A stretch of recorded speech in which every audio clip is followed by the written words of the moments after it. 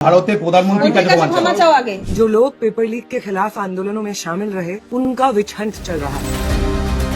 বিজেপির আন্দোলনের চাপে নত স্বীকার করে পদত্যাগ করেছেন ভারতের শিক্ষামন্ত্রী। তবে আন্দোলন স্থগিত হতেই সোশ্যাল মিডিয়ায় নেমে এসেছে বড় ধাক্কা। মোদি বিরোধী পোস্ট ও সমালোচনামূলক কন্টেন্টগুলো একের পর এক মুছে ফেলা হচ্ছে। এখন সার্চ করলেই সামনে আসছে শুধু পুলিশ ছাত্র সংঘর্ষের বেছে নেওয়া কিছু ভিডিও। আমাদের তরফ থেকে কিছু হবে না, এবার অন্য কোথাও থেকে কোনো ডিস্টার্ব হলে সেটার দায়িত্ব আমাদের না। অভিযোগ উঠেছে পোস্ট নামিয়ে ফেলার পর এবার শুরু হয়েছে ডিজিটাল ট্র্যাকিং। কারা সোশ্যাল মিডিয়ায় সরকার বা মোদি বিরোধী পোস্ট করেছিলেন তাদের তথ্য বের করে চলছে আইনি ব্যবস্থার হুমকি ও প্রত্যক্ষ চাপ। মাঠ ধরে বিশ্বাস আমরা প্রশাসনের হাতে তুলে দেব। ডিজিটাল দুনিয়া থেকে প্রতিরোধ মুছে ফেলার এই চেষ্টাকে চুক্তিভঙ্গ বলছেন ছাত্র নেতারা। আন্দোলনকারীদের অভিযোগ রাজপথ ছাড়লেও তাদের কণ্ঠরোধ করতেই এই সেন্সরশিপ ও ব্ল্যাকমেইলিং এর পথ বেছে নেওয়া হয়েছে।